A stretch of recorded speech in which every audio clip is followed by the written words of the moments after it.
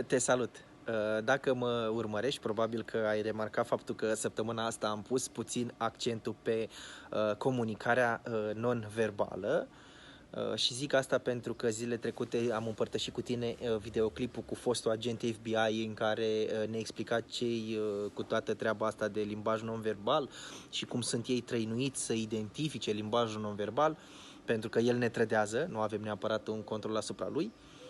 Ieri am împărtășit articolul cu cele 7 hack-uri de comunicare și videoclipul de astăzi vine în completarea non-verbalului, pentru că ideea e cam așa.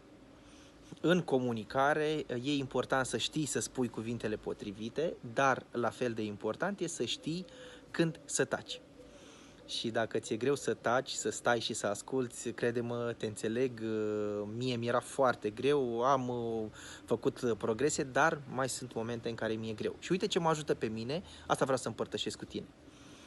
Înainte de a intra într-o conversație cu cineva, propuneți mental un obiectiv și anume să îi analizezi non-verbalul.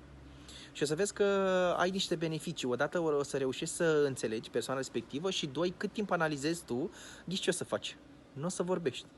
Adică să poți să taci, iar lucrul ăsta îl face pe interlocutorul tău să se simtă ascultat, să se simtă important. Deci, pe scurt, atunci când intri într-o conversație cu cineva, propuneți să taci și ca să poți să taci, strategia este să îi analizezi non-verbal. Evident că nu trebuie să fii deconectat de conversație, pur și simplu arată-i că ești prezent în conversație, dai din cap, ok, da, înțeleg, pune întrebări deschise, ce te face să crezi asta, care este părerea ta, spune mai multe despre și o să vezi cum o să ai mai mult control în conversație și bonusul e că o să fii un partener plăcut de dialog.